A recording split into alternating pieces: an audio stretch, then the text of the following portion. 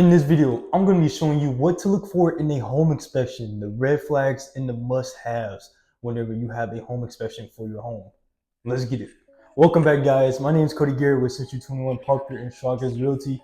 Welcome back to another video. And in today's video, I'm going to be showing you what to look for in a home inspection.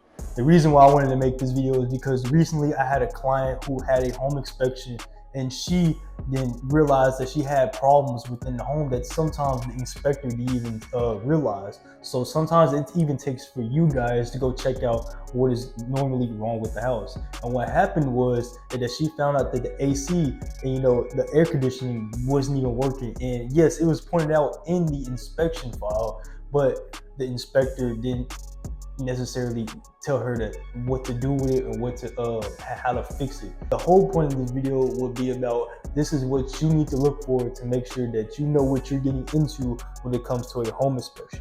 Let's get it. Number one, let's talk about the red flags. And number one red flags that you really want to look for is the roof of the home.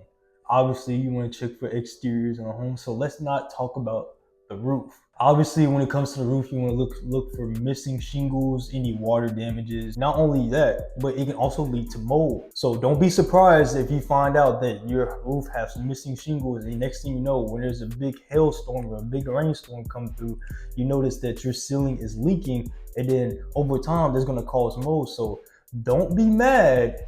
Don't be mad when you find out that there's a problem that not only the inspector pointed out and you somehow ignored it and thought everything was going to be good. Don't be mad when you start seeing that mold is starting to build within your roof. So one thing that's very important with the exterior of the property, make sure that the roof is good intact.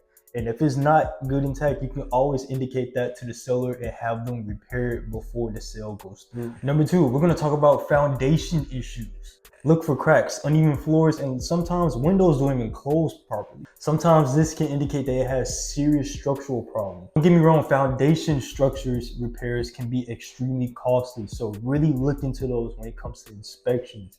Because like I said, you can always negotiate this stuff with the seller. And if you're not happy with it, you can back out of the sale. Another red flag in an inspection is number three, plumbing issues. What inspectors would do, they would check for water pressure, any leaks in the pipes, the old correspondent pipes, any stains on the walls or ceiling, like I mentioned earlier. All this can indicate big issues that you don't have any idea of.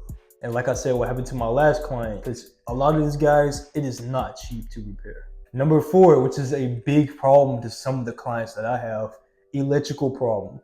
Let's not be crazy, guys. Electrical systems are very crucial for our homes, like light, gas, water, heaters. Come on. But this is mostly a problem in outdated type of homes. Overloaded circuits or faulty electrical panels can be a common problem in some homes, especially, like I said, older homes. And all of this, guys, is a fire hazard that you really have to look into. Like I said, guys, I'm not a licensed inspector. I'm just telling you guys what to look for in an inspection and what to tell your inspector to really look out for if they don't know already.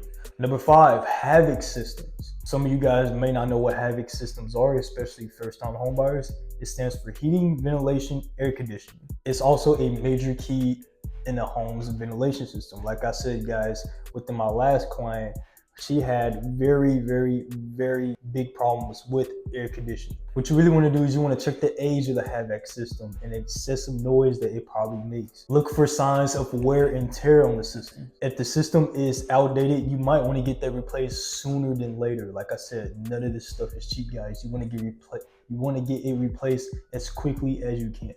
Number six, pest infections. This can be a big problem, especially with wooden structure homes. A great sign to know that your home is pest infected is look for small holes in wood, mud tubs, or damaged wood. Meaning your inspector knows to look for these type of pest infection red flags. Not every home has it. I actually have an investment property listed that is very, very, very pest infected, but it's an as-is home and it's selling it as is. The structure is still there, but everybody knows that every time they go see a showing for it, that it's not relatively safe.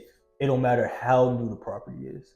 Appliances and fixtures. If the home obviously comes with appliances, make sure they're all in good working condition. Check the age of the appliances. Make sure they're all functioning right. The refrigerator, the stove, the dishwasher, all of that needs to be checked, especially the stove, because sometimes the stove can malfunction, especially electrical and sometimes gas stoves. For example, my client, when we had an inspection, whenever we turned on the stove, and I believe it was a gas stove, it started giving off that gas smell and it started to smell unsafe. But don't quote me on that. Like I said, I'm not a licensed professional inspector.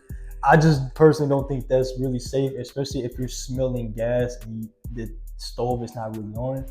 But when it comes to inspections, like I said, I'm not licensed. I don't know too much about that, but I know when it comes to safety concerns, there could be an issue. I'm just here to tell you guys what to look out for. But other than that, you gotta check your faucets, you gotta check your toilets, all the other plumbings that I mentioned earlier. Sometimes even light fixtures. And last but not least, you always want to check the attic. This goes back to the pest infections. I always want to check the attic for any pest infected rodents or any roaches or anything that's up in the attic. A lot of people may not explore the top of their attic, but it's a crucial spot. Not only the inspector needs to check, but also you need to check too. Don't check the attic too late, especially if you check it too late and you notice that there's a lot of damage up there. If it's in the inspection report and not only your real estate agent is telling you about it, but if you don't personally check it, that's not their fault. You chose to ignore that. So that's why it's a very crucial step to check the attic. But other than that, poor installation of any energy efficient above the attic can lead to a high energy bill and uncomfortable living conditions.